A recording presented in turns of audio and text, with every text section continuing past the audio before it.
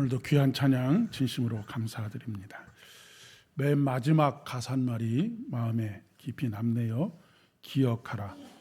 신앙은 기억의 연속입니다. 하나님의 은혜를 기억하는 것이 신앙의 시작이고 신앙의 과정이며 신앙의 마침이 되기 때문에 그렇습니다. 한 주간도 평안하셨습니까? 오늘 그 설교 원고지, 여러분들에게 나눠진 설교 원고지를 제가 딱 읽는 순간에 첫 줄부터 한자가 오타가 있어서 이거를 퀴즈를 한번 내셔서 찾아오시는 분에게 상품을 드릴까 하다가 너무나 뻔한 그런 실수여서 그냥 마음을 거두었습니다. 현의 살수라고 하는 사자성어가 있습니다. 그런데 이 현의 살수에서 숫자가 손숫자인데 물숫자로 그렇게 쓰여져서 혹시라도 나중에 우리 목사님 참 무식하다라고 하는 이야기를 혹시나 하지 않으실까 싶어서 미리 자수를 합니다. 매달 현자에다가 언덕 애자 그리고 흩을 산자에 손숫자, 어떤 뜻이냐면 벼랑 끝에서 움켜진 너의 손을 놓아라 라고 하는 그런 의미를 가지고 있는 사자성어입니다. 아주 짙은 안개가 낀 어느 날 한 스님께서 산길을 걷고 있었습니다. 그런데 한참을 산길을 걷고 있는데 그 산길 왼쪽으로 그 뭐랄까요, 뭐 절벽이라고 할 수는 없지만 그 상당한 높이의 그런 그 밑에서 소리가, 큰 외침의 소리가 들려왔습니다. 사람 살려라고 하는 외침의 소리가 들려왔고 그 소리는 그 길을 가다가 안개 때문에 발을 헛디뎌서 떨어지다가 나무를 붙들고 있는 어떤 사람의 아주 절박한 외침의 소리였었던 것입니다. 스님께서는 그 길을 늘 다니는 길이시고 또 그 길의 상황이 어떤 상황인지를 잘 아시기 때문에 그렇게까지 높지 않은 곳이라고 하는 것을 알고 있었고 또 그가 매달려 있는 곳이 어느 정도 땅바닥에서부터 어느 정도의 높이인지를 알고 있었기 때문에 그분에게 크게 소리를 쳤다고 합니다. 그냥 손을 놓으시면 됩니다라고 그렇게 소리를 쳤지만 이 나뭇가지를 붙들고 있는 이 사람은 끝까지 그 말을 믿지 못하고 손을 놓지 못해서 나중에는 기진맥진하고 마침내 손이 풀려서 툭 밑으로 떨어지게 되었다라고 하는 이야기입니다. 그런데 그가 매달려 있는 곳과 또 그 땅바닥의 그 간극이 한 뼘밖에 되지 않았다. 한 30-40cm 정도밖에 되지 않았는데 손을 놓으면 살 수 있어서 손을 놓으라고 했는데 손을 놓지 않아서 기진맥진하고 결국 힘이 다 빠져서 밑으로 떨어지게 되었다라고 하는 그런 이야기입니다. 중국 송나라의 아주 유명한 선시에 나오는 하나의 글귀가 있습니다. 같은 맥락의 이야기인데 가지를 잡고 나무를 오르는 것은 참 대단한 일일 수 있지만 천길벼랑에서 잡은 손을 놓는 것, 그것이야말로 대장부이다라고 하는 그런 이야기입니다. 우리는 가지를 붙잡고 나무를 오르는 사람들의 재주를 높게 평가합니다. 그래서 우리 사회에서 이러저러한 재능을 가지고 자신이 도달하고자 하는 목표에 도달하는 사람에게 박수를 보내고 환호를 보내고 또 그를 칭송하는 말들을 하지만 진정한 대장부라고 하는 것은 벼랑 끝에서 자신의 손을 놓을 수 있는 사람, 이런 사람이 진정한 용기를 가지고 있는 사람이다 라고 하는 그런 의미가 되겠습니다. 아프리카 원주민들이 원숭이를 잡는 욕심이 많은 원숭이를 잡는 아주 독특한 사냥 방법이 있다고 합니다. 어떤 방법이냐면 입구가 아주 작은 손이 겨우 들어갈 만한 입구를 가지고 있는 호리병에다가 이 원숭이가 좋아하는 과일과 과자들 이런 것들을 잔뜩 집어넣어서 갖다 놓고 기다리는 것이죠. 그러면 원숭이가 와서 거기에 손을 집어넣게 되는데, 손을 집어넣은 상황에서 이제 이 사냥꾼이 와서 원숭이를 잡으려고 할 때에 원숭이가 자기가 잡고 있는 그것을 욕심 때문에 내려놓지 못하고 결국 사냥꾼에게 잡히고 만다라고 하는 그런 이야기가 있습니다. 먹이를 쥔 손을 놓으면 살 수 있지만 욕심 때문에 목숨까지 내놓는 상황이 되었다라고 하는 그런 이야기인 것이죠. 우리는 이런 이야기를 들으면 원숭이가 참 어리석다라고 생각할 수 있지만, 그러나 이것이 우리 인간의 모습이기도 하다라고 하는 생각을 지울 수가 없습니다.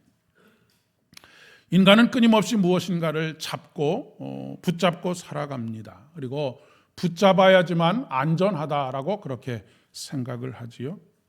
그것을 끝까지 붙잡고 있는 것이 내가 살 길이라고 생각하고, 그것을 끝까지 붙잡고 있는 것이 내가 풍요롭게 살 수 있는 유일한 방법인 것처럼 그렇게 생각하면서 살아갑니다. 최첨단 과학이 숨쉬고 있는 21세기에도 수많은 사람들이 여전히 자신의 운세를 점치고 그 운세에 자신의 운명을 맡기는 일들이 비일비재하게 일어나고 있습니다. 최근 MZ세대들 같은 경우에는 사주나 타로를 늘 아주 아무런 거부감 없이 거리낌 없이 보는 경우들이 굉장히 많이 있습니다. 아마도 그들의 불확실한 미래 때문에 이런 일들이 계속 반복되고 있는 것이 아닌가 싶은 생각이 듭니다. 잡을 수만 있다면 지푸라기라도 잡고자 하는 인간의 본성이 그대로 드러나고 있다라고 이야기할 수가 있겠지요. 그러나 여러분, 세상은 모든 것이 변합니다. 흔들리지 않는 것이 없습니다. 여러분, 높은 산이 있는데 그 산을 바라보면서 저 산도 흔들리겠구나라고 하는 생각을 해보신 적이 거의 없으실 것입니다. 그러나 한번 땅에 지진이 나고 나면 산이 흔들리는 것을 보게 됩니다. 대격변기에는 바다가 산으로 솟아오르고 땅이 바다 가운데로 꺼져버리는 그런 일들이 있는 것을 보게 되기 때문에 그렇지요. 산이 흔들리고 바다가 뛰어놀게 됩니다. 거대한 유람선을 타고 가는 사람들이 이 배가 파손되거나 뒤집힐 수도 있겠다라고 하는 생각을 가지고 그 배에 타는 사람들은 그렇게 많지 않을 것 같습니다. 그러나 여러분, 그 거대한 운동장 수십 개를 모아놓은 것과 같은 그런 크기의 배들도 커다란 풍랑이 한번 일어나게 되면 마치 종이가 물 위에 떠다니는 것과 같은 그런 형국을 맞이할 때가 굉장히 많이 있습니다. 시편 146편 3절과 4절의 말씀에서는 그렇기 때문에 귀인들을 의지하지 말며 도울 힘이 없는 인생을 의지하지 말지니 그의 호흡이 끊어지면 흙으로 돌아가서 그날에 그의 모든 생각이 소멸하게 된다라고 그렇게 말씀하고 있습니다. 여러분, 우리의 삶의 구원은, 우리의 삶의 소망은 내가 지금 붙들고 있는 것에 있는 것이 아닙니다. 나의 살 길이 여기 있다라고 생각하는 그것에 우리의 소망이 있는 것이 아니다라고 하는 것입니다. 내가 붙들고 있는 것에 집착하면 집착할수록, 놓지 않으려고 몸부림치면 몸부림칠수록 우리는 더 깊은 수렁에 빠져들 때가 굉장히 많이 있습니다. 위로 올라가려고 하면 할수록 깊은 좌절과 절망 속에 빠져들게 되지요. 왜냐하면 끝까지 위에 올라갈 수 있는 사람은 우리 수많은 사람들 중에 몇 사람 되지 않기 때문에 그렇습니다. 그리고 그 꼭대기에 올라갔다고 해서 그 꼭대기에 우리의 삶에 의미가 있고 우리의 삶을 소망 가운데 이끌어줄 어떤 것을 발견했다라고 말하는 사람을 찾아본 적이 없습니다. 꽃들에게 희망을이라고 하는 어른들도 함께 읽을 수 있는 동화, 귀한 교훈이 담겨져 있는 동화가 있습니다. 애벌레들이 위로 올라가면 무엇인가 화려하고 어마어마한 일들이 있으리라 생각하고 끊임없이 동료들을 짓밟고 머리를 짓밟기도 하고 손을 짓밟기도 하면서 어깨를 짓밟기도 하면서 위로 올라가고 위로 올라갑니다. 미끄러지기도 하고 또 다른 애벌레들의 발에 밟히기도 하지요. 그러나 정상에 올라가 보면 아무것도 없는 것을 보게 됩니다. 더 높이 오르려고 하는, 내가 정상에 올랐다라고 생각하는 그보다 더 높이 올라가려고 하는 또 다른 애벌레의 발에 밟히는 일만 남아있게 되는 것이죠. 그런데 이 대열에서 이탈해서 다른 생각을 가지고 다른 길을 선택하는 애벌레들이 있었습니다. 이 애벌레들은 충분히 영양분을 섭취한 다음에 애벌레의 몸이 분해가 되어서 새로운 나비의 구조를 가지게 되는 것입니다. 몇 차례의 탈피의 과정을 거쳐서 마침내 하늘을 자유롭게 나는 나비가 되는 것이죠. 시편 146편 5절의 말씀에서 이렇게 말씀하십니다. 야곱의 하나님을 자기의 도움으로 삼으며 여호와 자기 하나님에게 자기의 소망을 두는 자는 복이 있도다라고 말씀하십니다. 수많은 사람들이 걸어가는 그 길을 선택하지 않고 다른 길을 선택하는 사람들이 있다라고 하는 것이죠. 지금 내가 붙잡고 있는 것에 소망을 두거나 그것에 구원을 기대하는 것이 아니라 다른 길을 선택하고 그 다른 길을 걸어가는 사람들의 이야기입니다. 그것이 바로 예수를 믿는 그리스도인들이 걸어가고자 하는 선택한 삶이라고 이야기할 수가 있겠습니다. 그리스도인들이 선택한 삶이라고 하는 것은 예수 그리스도의 죽으심과 부활하심으로 말미암아 우리에게 선물로 주신 영원한 생명의 삶을 살아가는 사람, 전혀 질적으로 다른 어떤 삶을 선택한 그런 사람들의 이야기가 바로 예수 그리스도를 믿는 사람, 야곱을 자기의 도움으로 삼으며 하나님께 자기의 소망을 두는 사람, 참으로 복 있는 사람의 삶이라고 하는 것을 말씀하고 있습니다. 오늘 시편 31편의 말씀은 표제에 있는 것처럼 다윗의 시입니다. 여러분이 잘 아시는 것처럼 다윗은 파란만장한 삶을 살았습니다. 늘 생사의 기로에 놓여 있었습니다. 그는 늘 거의 모든 인생의 거의 대부분의 시간을 전쟁터에서 보냈기 때문에 그렇습니다. 수많은 고초를 겪었습니다. 믿었던 사람들에게 배신을 당하기도 했습니다. 그리고 이러저러한 일들로 인하여서 그는 고통 중에 있다라고 오늘 시편의 말씀을 통해서 토로하고 있습니다. 고통으로 인해 마음에 생긴 근심 때문에 눈과 영혼이 쇠할 정도가 되었다라고 그렇게 고백하고 있습니다. 일생을 슬픔으로 보내며 탄식으로 보내고 있다라고 이야기합니다. 사실 다윗의 모든 인생이 슬픔 가운데 있었던 것은 아니지요. 그런데 일생을 슬픔으로 보내고 있다라고 탄식하는 이유는 무엇이겠습니까?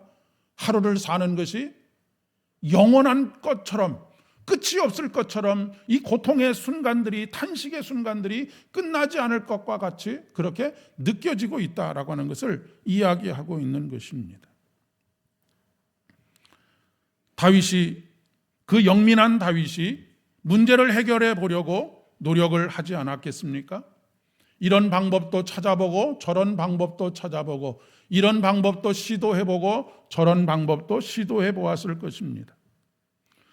어떤 사람에게 가서 부탁을 하면 되지 않을까라고 찾아가 보지 않았겠습니까?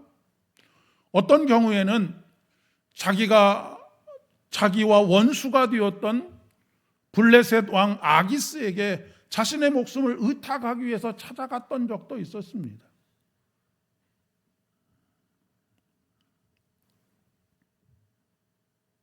처지와 형편이 좋아지고 나빠지는 상황 때문에 일희일비했을 것이다 라고 그렇게 생각이 됩니다.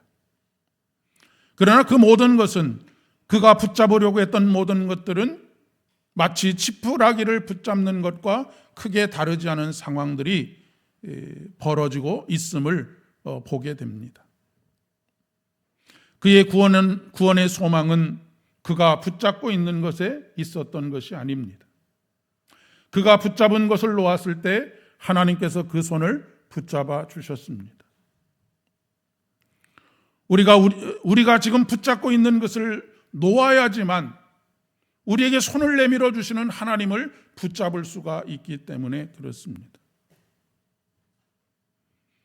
구원의 소망은 우리 주님의 손에 달려 있습니다. 그 손은 어떤 손이냐면 우리를 위해서 일하시는 손이십니다. 우리를 어루만지시는 손이십니다. 우리를 빚어가시는 손, 곧 창조의 손입니다. 예수님께서 말씀하십니다. 내 아버지께서 이제까지 일하시니 나도 일한다라고 말씀하십니다. 여러분, 하나님의 손에 빚어지는 것은 마치 공장에서 찍어내는 제품이 아니라고 하는 것을 말씀을 드린 적이 있습니다. 하나님의 손으로 만들어지는 것은 작품입니다. 제품이 아닌 작품입니다. 제품은 필요에 따라서 쓰임을 받다가 필요가 없어지면 버려지는 것이지만, 작품은 오래되면 오래될수록 그 가치가 더 빛나는 것이 작품입니다. 그 작품을 만드는 손, 그 손이 우리와 함께 계시다라고 하는 것을 말씀하고 있습니다. 우리가 그분의 손을 붙잡을 때 우리는 그분의 손에 의해서 만들어지는 작품이 되는 것입니다. 그럼에도 불구하고 우리는 우리의 손은 무엇인가를 끊임없이 붙잡습니다. 그리고 붙잡은 그 손을 놓으려고 하지 않지요.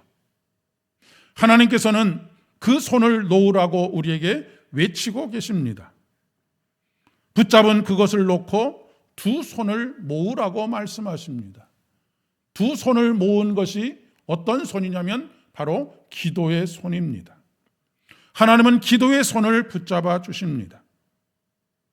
우리가 기도하고 하나님께서 일하십니다. 우리의 앞날은 내 손에 있는 것이 아니라, 내가 붙잡은 것에 있는 것이 아니라, 내 삶의 미래는 하나님의 손에 있습니다 라고 다윗이 오늘 시편에서 고백하고 있는 이유입니다. 내가 계획한 것에 있는 것이 아니라 온전히 하나님의 손에 있습니다. 부모가 자식을 위해서 쉬지 않고 일하는 것처럼 하나님께서, 하늘 아버지 되시는 우리 주님께서는 쉬지 않고 일하십니다. 밤과 낮을 가리지 않고 일하십니다. 이사야 선지자는 이렇게 우리에게 촉구하고 있습니다. 여호와께서 예루살렘을 세워 세상에서 찬양을 받게 하시기까지 그로 쉬지 못하게 하라라고 말씀하십니다. 우리 자신의 미래가 주의 손에 있음을 고백하는 사람의 담대한 고백입니다. 이사야 50장 8절의 말씀입니다. 나를 의롭다 하시는 이가 가까이 계시니 나와 다툴 자가 누구냐? 나와 함께 설지어다. 나의 대적이 누구냐? 내게 가까이 나올지어다 라고 선포하고 있는 것을 보게 됩니다. 여기서 중요한 것은 나를 의롭게 하시는 이가 가까이 계시다라고 하는 것입니다. 하나님께서 나를 의롭게 하시는 그분이 나와 가까이 계시다라고 하는 것을 느끼지 못할 때 우리는 여러 가지 문제들로 인하여서 두려움과 또 극심한 불안과 공포 가운데 있었습니다. 그러나 나를 의롭게 하시는 이가 가까이 계실 때 우리의 마음이 완전히 달라지게 되는 것을 보게 됩니다. 나와 다툴 자가 누구냐? 나와 함께 설지어다. 나의 대적이 누구냐? 내게 가까이 나올지어다. 지금 현재의 나의 처지와 형편으로 인해 낙심하지 않는 것입니다. 이를 위해서 하나님께서 우리에게 주시는 선물이 있습니다. 그것이 바로 학자의 혀와 학자의 귀를 주시는 것입니다. 여기서 말하는 학자라고 하는 것은 학위를 받은 어떤 사람을 말하는 것이 아닙니다. 우리가 어린아이들을 축복할 때 학자의 혀와 학자의 귀를 달라라고, 그런 사람이 되게 해달라라고 그렇게 기도하곤 하는데, 여기서 말하는 학자는 학위를 받고 대학 교수가 되어서 명예를 얻고 누군가를 가르칠 수 있는 그런 사람을 의미하는 것이 아닙니다. 여기서 말하는 학자라고 하는 것의 의미는 배우는 사람, 끊임없이 배우는 사람, 끊임없이 누군가에게 배우기 위해서 듣고자 하는 사람을 말하는 것입니다. 그러니까 여기서 말하는 학자의 귀는 끊임없이 하나님의 말씀에 귀를 기울이고 그의 말씀에 귀 기울여 듣고자 하는 마음을 가지고 있는 사람, 그리고 들은 그 말씀을 세상을 향하여 선포하고자 하는 그런 마음을 가지고 있는 사람, 이런 사람이 되도록 하는 것입니다. 그리고 스승에게 들은 그 말씀으로 곤고한 자를 돕는 사람인 것이죠. 듣는 자의 핵심은 무엇입니까? 듣고 그냥 듣지 않은 것처럼 살아가는 것이 아니라 들은 말씀 그대로를 마음에 받아들이고 들은 말씀 그대로를 전하는 사람, 곤고한 자를 도와주는 사람이 되는 것이지요. 그 얘기는 결국 어떤 것을 말하는 것입니까? 순종하는 것을 말하는 것입니다. 부모가 무슨 이야기를 했을 때 부모의 이야기를 한 귀로 듣고 한 귀로 흘려보내지 않고 마음에 담아두었다가 부모가 이야기한 대로 그렇게 실행하는 사람, 이런 사람을 순종하는 사람이라고 이야기하지 않습니까? 이 순종은 어떤 사람이 할 수 있게 됩니까? 겸손한 사람이 순종의 사람이 되는 것입니다.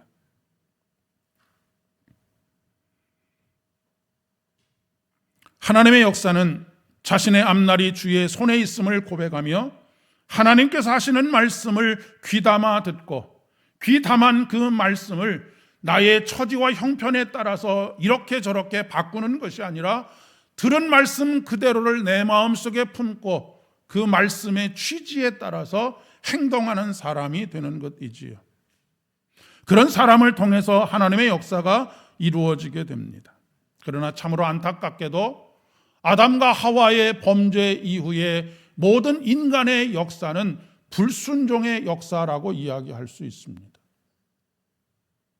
하나님의 말씀을 귀담아 듣지 않고 귀담아 들었어도 그것을 자기의 유불리에 따라서 이어령 비어령으로 귀에 걸면 귀걸이로 코에 걸면 코걸이로 그렇게 자신의 삶에 적용하면서 살아가는 사람, 이런 사람이 바로 불순종의 사람인 것이죠.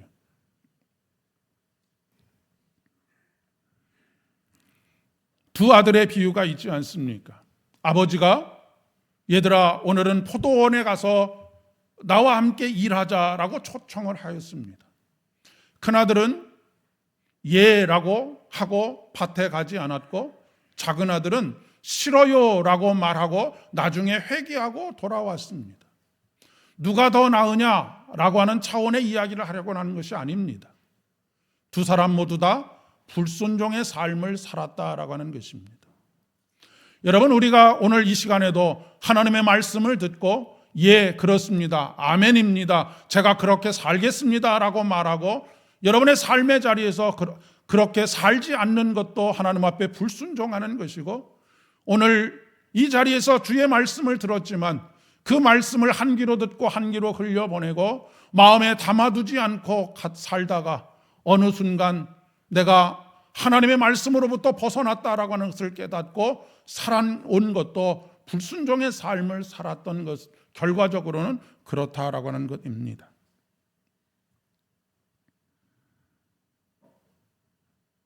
인간은 늘 자신의 뜻을 앞세우지요. 그리고 그것을 고집하고 그것을 놓지 않으려고 합니다. 그것이 얼마나 위험한 일인지 알지 못하기 때문인 것이죠. 사도 바울은 오늘 빌립보서의 말씀을 통해서 우리에게 이렇게 권면합니다. 너희 안에 이 마음을 품으라. 곧 그리스도 예수의 마음이니 그는 근본 하나님의 본체시나 하나님과 동등됨을 취할 것으로 여기지 아니하시고 오히려 자기를 비워 종의 형체를 가지셨다라고 말씀하십니다. 예수 그리스도께서는 하나님과 본체이시다라고 하는 말은 동등한 인격과 동등한 성품을 가지고 계시다라고 하는 것입니다. 그러나 겸손함으로 성부 하나님과 함께 동등됨을 취해 줄 것으로 여기지 않고 스스로를 낮추어서 하나님께서 그에게 계획하셨고 그에게 감당하시도록 하신 그 사명을 감당하고자 하는 순종의 삶을 사셨다라고 하는 것입니다. 그런데 우리와 하나님의 관계는 어떤 관계입니까? 하나님은 창조주 하나님이시고 우리는 그의 피조물에 불과한 인간입니다. 그럼에도 불구하고 우리는 늘 우리 신앙의 삶을 어떻게 살아가려고 하느냐면 그분의 계획을 받아들이고 그분의 생각을 받아들이고 그분의 마음을 받아들이는 것이 아니라 내가 세운 계획과 내가 가지고 있는 생각, 내가 가지고 있는 마음에 하나님께서 맞춰주기를 늘 원하는 그런 마음, 하나님을 나보다 낮게 여기고 내가 하나님보다 높게 되어지고자 하는 그런 마음, 성령 하나님에 대해서도 마치 내가 부리는 종처럼 이렇게 해달라 저렇게 해달라라고 하는 것으로만 우리의 신앙을 채워갈 때가 굉장히 많이 있다라고 하는 것입니다.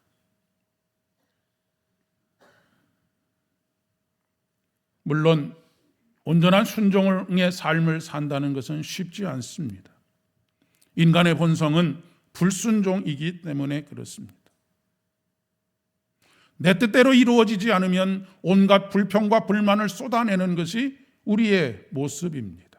마치 어린아이가 무엇인가를 얻고자 했지만 얻지 못했을 때 마트나 백화점 같은 데 가서 온 바닥을 다 쓸고 다니면서 울고불고 하는 것과 크게 다르지 않는 신앙의 모습을 가지고 있는 우리들의 모습이라고 하는 것이지요. 오늘 겟세마네 동산에서 예수님께서는 피가 땀이 되도록 기도하셨습니다. 기도의 내용은 자신의 뜻을 하나님의 뜻에 복종시키고자 하는 몸부림이 담겨져 있는 내용이었습니다. 예수님께서는 내가 고민하여 죽게 되었으니 라고 그렇게 말씀하십니다.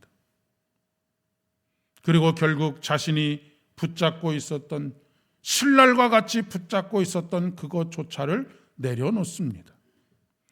내 아버지여 만일 할만하시거든 이 잔을 내게서 지나가게 하소서. 그러나 나의 원대로 하지 마옵시고 아버지의 원대로 하옵소서. 가상칠언의 말씀 중에 엘리 엘리 라마 사박다니라고 하는 예수님의 외침이 있습니다. 나의 하나님 어찌하여 나를 버리시나이까 라고 하는 절규입니다. 그러나 이것은 하나님께서 그를 버리시는 것이 아니라 예수님께서 스스로 자신을 버리신 것이다 라고 이야기할 수가 있겠습니다. 끝까지 놓지 못하고 붙들고 있었던 마지막 그것을 내려놓는 자기 포기의 순간을 의미하는 것이지요. 그것을 내려놓고 예수님께서 마지막으로 하셨던 말씀이 무엇입니까? 내 영혼을 아버지의 손에 맡기나이다 라고 하는 것입니다. 오늘 시편의 말씀에서 나의 삶의 미래가 주의 손에 있습니다 라고 하는 고백과 맥을 같이 하고 있는 고백이라고 이야기할 수가 있겠습니다. 하나님의 뜻을 온전히 받아들이고 그 뜻에 순종하기를 결단하신 것이죠. 그래서 빌립보서 2장 8절은 이렇게 이야기합니다. 자기를 낮추시고 죽기까지 복종하셨으니 곧 십자가에 죽으심이라. 자신의 앞날이 주의 손에 있음을 고백하고 온전히 순종하신 우리 주님을 이러므로 하나님이 그를 지극히 높여 모든 이름 위에 뛰어난 이름을 주사 하늘에 있는 자들과 땅에 있는 자들과 땅 아래 있는 자들로 모든 무릎을 예수의 이름에 꿇게 하시고 모든 입으로 예수 그리스도를 주라 시인하여 하나님 아버지께 영광을 돌리게 하셨느니라. 사랑하는 여러분, 온전한 순종, 온전한 겸손, 이것을 통해서 하나님께서 우리의 인생을 빛나게 하시고 우리의 인생을 아버지 하나님께 영광이 되게 하신다는 말씀입니다. 스스로 높아지는 사람이 아니라 하나님께서 높이시는 성도들이 될 수 있기를 진심으로 축복합니다. 그러기 위해서는 우리의 기도가 바뀌어야 합니다. 내 삶을, 내 뜻을 고집하고 관철하려고 하는 기도가 아니라 하나님의 뜻을 구하고 하나님의 뜻에 전적으로 순종하려고 하는 기도인 것이지요. 내 뜻이 관철되면 스스로 높아질 수 있을 것입니다. 그러나 우리 하나님은 높아지고자 하는 자를 낮추시는 하나님이십니다. 그리고 반대로 자신을 낮추는 자, 온전히 겸손함으로 주님의 뜻을 순종하여 하나님 앞에 자신의 뜻을, 자신의 무릎을 꿇는 사람, 이런 사람들을 높이신다라고 하는 것입니다. 십자가의 은혜를 믿는다는 것은 자신을 가장 낮은 곳으로 낮추는 것을 말하는 것입니다.